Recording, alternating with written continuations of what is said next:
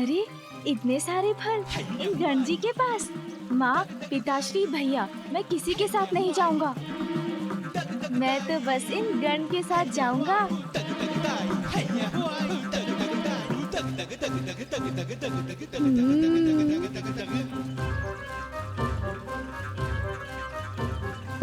अब तो ये फल मेरे होंगे। रुकिए, मैं भी चल रहा हूँ आपके साथ। अरे गजानन, रुको तो। प्रत्यक्ष में तो ये मात्र एक बालक है, मेरा पुत्र। बाल सुलभ क्रीड़ाएं कर हमें लुभाता है, किंतु जो प्रत्यक्ष दिखाई दे रहा है उसके परोक्ष में क्या है?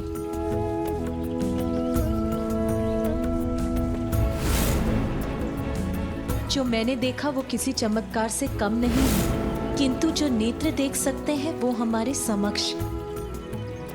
किंतु उसके पीछे क्या छिपा है? क्या रहस्य है ये?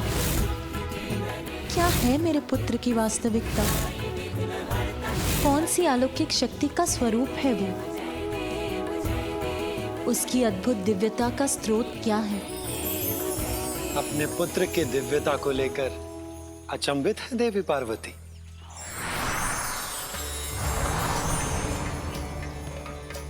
आप सभी यहाँ? मेरा प्रणाम स्वीकार कीजिए।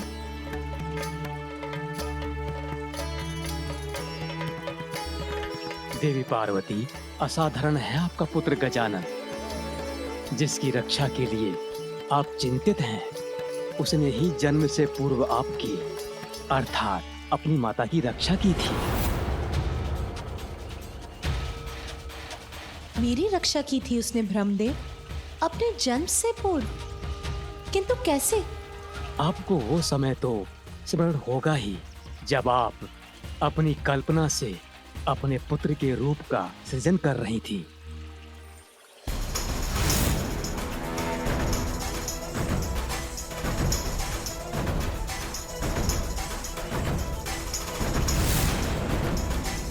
तब एक अत्यंत शक्तिशाली असुर ने आपके पुत्र देव सेनापति कुमार कार्तिकेय को पराजित करने के उद्देश्य से कैलाश में प्रवेश किया था।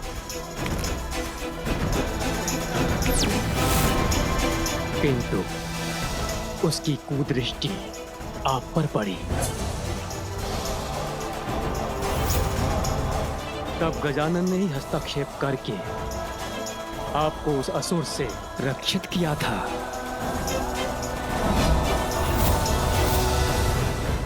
गजानन की अनुपम अद्भुत दिव्यता का अनुभव तो मुझे भी हुआ था देवी पार्वती।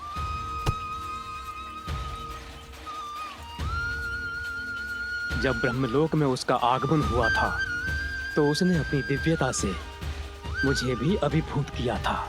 पार्वती नंदन तो स्वयं ओमकार स्वरूप हैं, जिन्होंने अपनी माता जगत जननी की रक्षा अपने जन्म से पूर्व ही की थी, जो स्वयं ओमकार स्वरूप हैं, जिनके उदर में लाला जल अमृत स्थित है।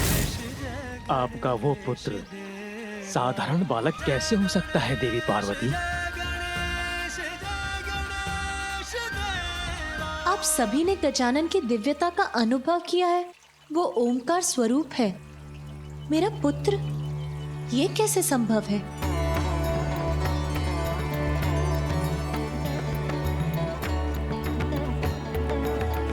शंका की छाया को मिटाकर सत्य की ज्योति को देखिए, तो आपको स्वयं उसका परिचय प्राप्त होगा। आपका पुत्र गजानन ही ओमकार स्वरूप परम शक्ति, परब्रह्म, महागणपति है।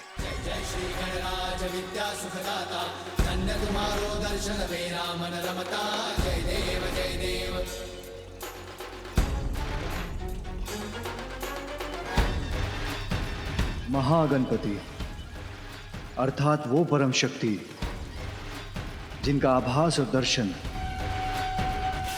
हम त्रिदेवों को सतयुग से भी पूर्व इस सृष्टि के प्रारंभ में हुआ था। ये वो समय था जब पूर्व में स्थित सृष्टि का अंत हो रहा था।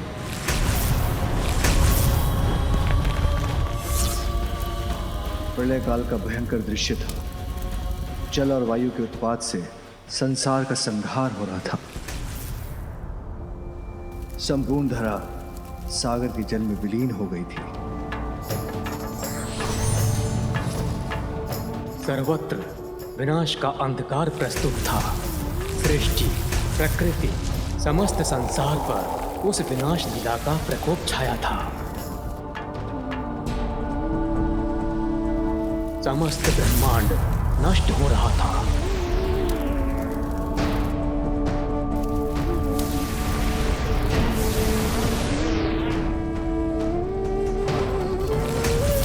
इस सृष्टि का निर्माण कर हमने उसका पालन किया था।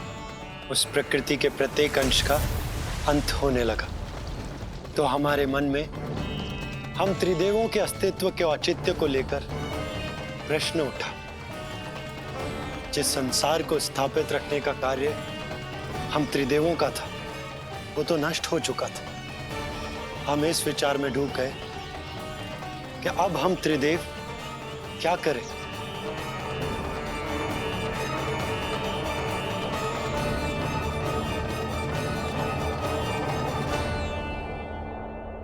इस समस्या का समाधान तो हमें गहन तप से ही प्राप्त होगा और हम तीनों तप करने पाताल लोक चले गए।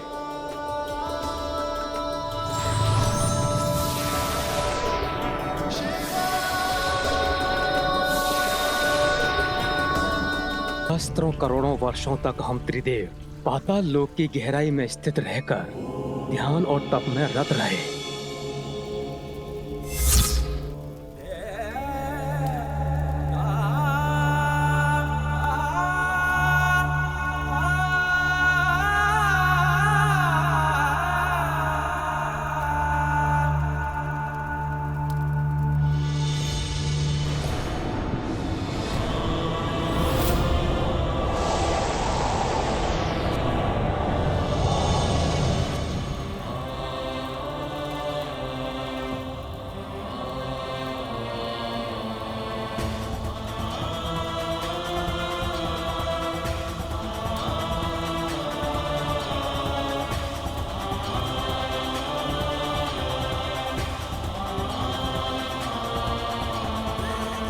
किंतु जब उस घोर तपस्या का कोई भी फल ना निकला, कोई समाधान हमारे समक्ष प्रस्तुत नहीं हुआ, तब हमने पाताल लोक से बाहर आने का निर्णय लिया। पाताल लोक से लौटने पर हमने देखा सृष्टि को अपने भीतर समाहित करने वाला जल नीचे उतर चुका था। जल का वेग अवश्य शांत हुआ था, किंतु तब भी कुछ दिखाई नहीं देता था। थल अब भी जल में ही डूबा था।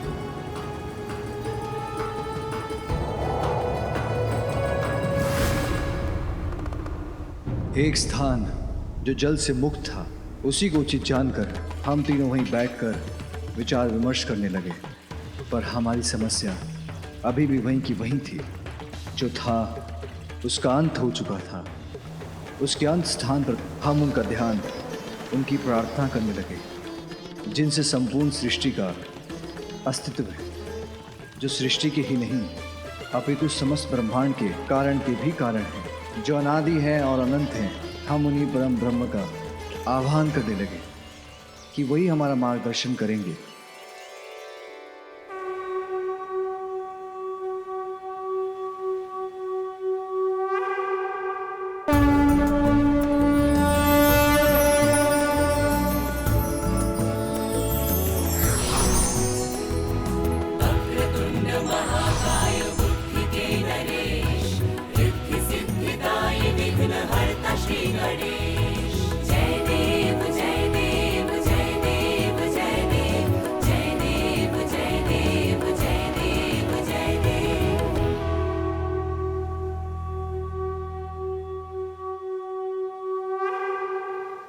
वो महाशक्ति मैं ही हूँ जिससे संपूर्ण ब्रह्मांड का जन्म होता है।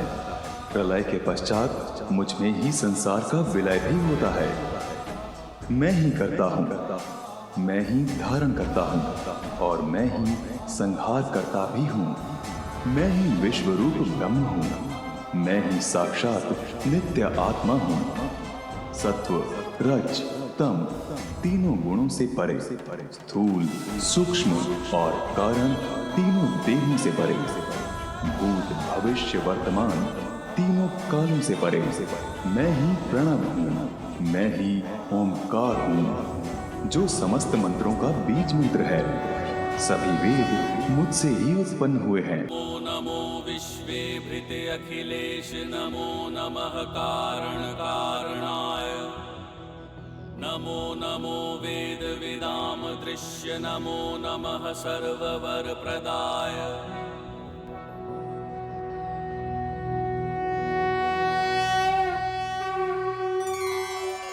प्रभु, आपके दर्शन पाकर हम कृतार्थ हुए।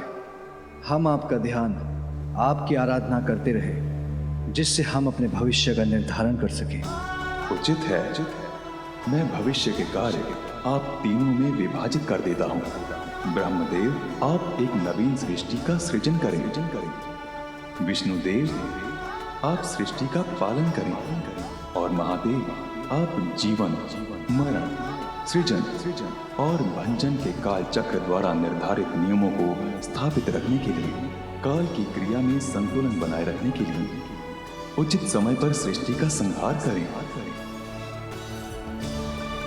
जैसी आज्ञा प्रभु, किंतु मेरी एक शंका भी है।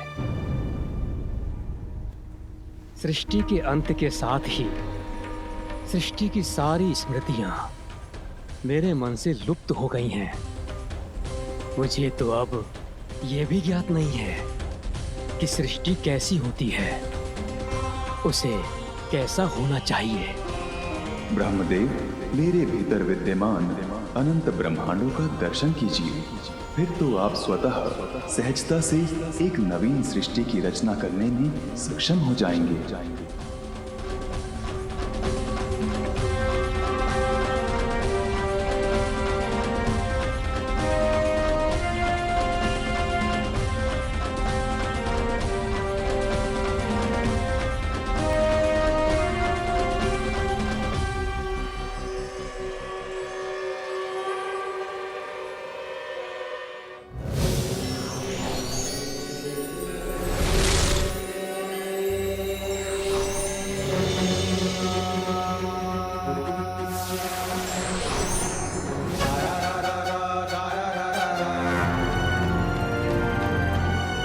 आश्चर्य, अनेकों ब्रह्मांड, असंख्य सृष्टि।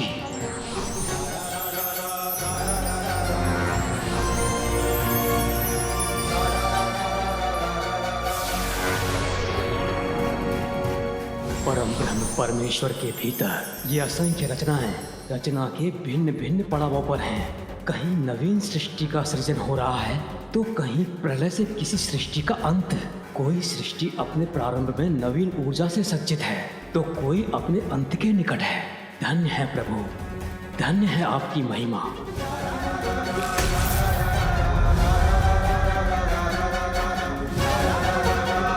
धन्य है प्रभु।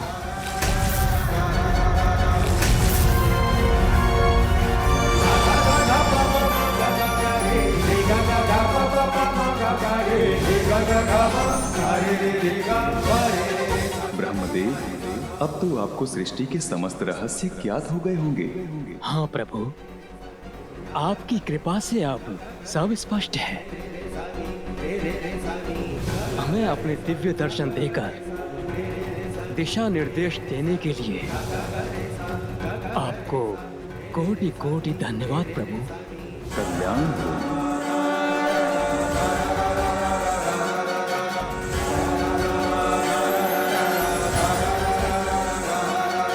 गौरी, गजानन तो परब्रह्म ही हैं, जिन्होंने एक बालक के रूप में अवतार लिया है।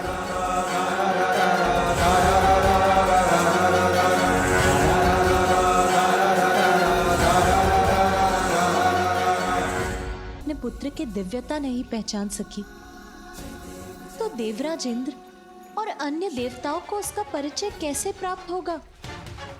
सर्वथा उचित है आपका कथन देवी, क्योंकि अपने इस रूप में अभी गजानन को स्वयं अपने वास्तविक रूप का परिचय नहीं है, क्योंकि अभी उनकी कुंडलिनी जागृत नहीं हुई है।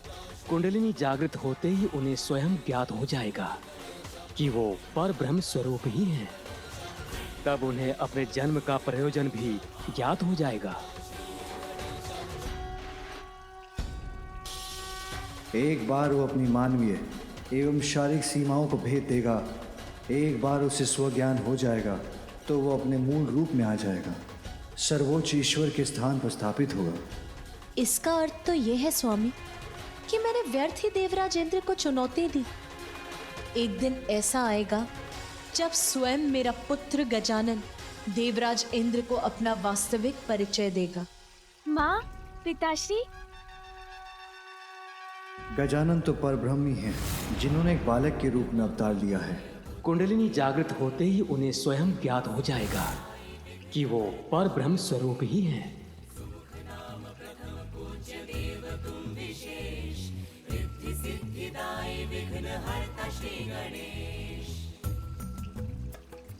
मुझे आप सभी की दृष्टि से ओझल हुए इतना समय हो गया और आप में से किसी ने भी ध्यान नहीं दिया। यदि मुझे कुछ हो जाता तो?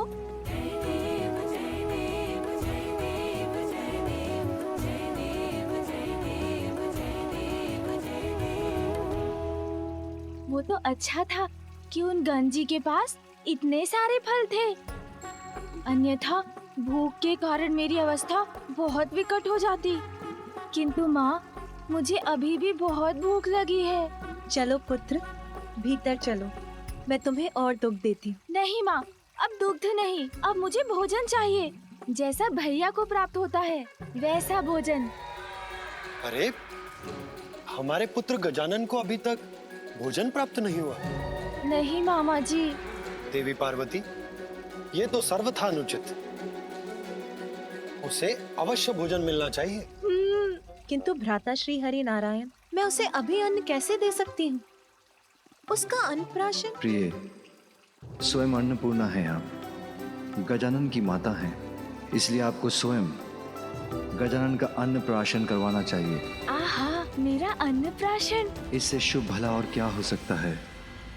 देवी लक्ष्मी, देवी सरस्वती एवं ब्रह्मदेव और विष्णु देव की उपस्थिति में यदि आपके हाथों से गजानन का अन्नप्राशन किसी भी दिव्य उत्सव से किसी भी रूप में कम नहीं है। उचित है नाथ, मैं स्वयं अपने पुत्र गजानन का अन्नप्राशन करूंगी और अन्नप्राशन के बाद उसकी कुंडलिनी जागृत करने के लिए उसकी शिक्षा प्रारंभ करूंगी।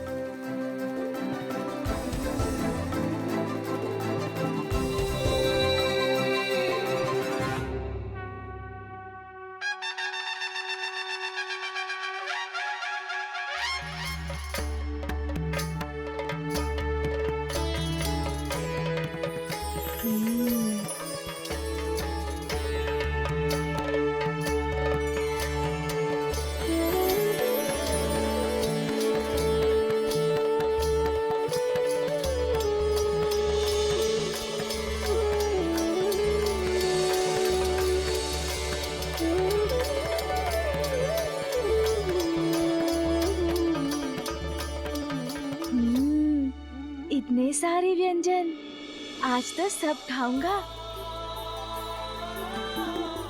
अब हम गजानन का अन्नप्राशन संस्कार प्रारंभ करते हैं।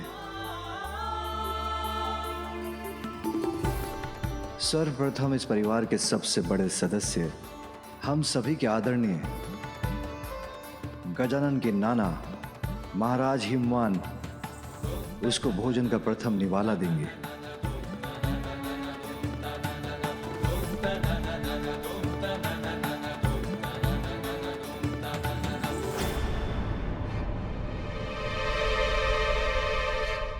रुकिए,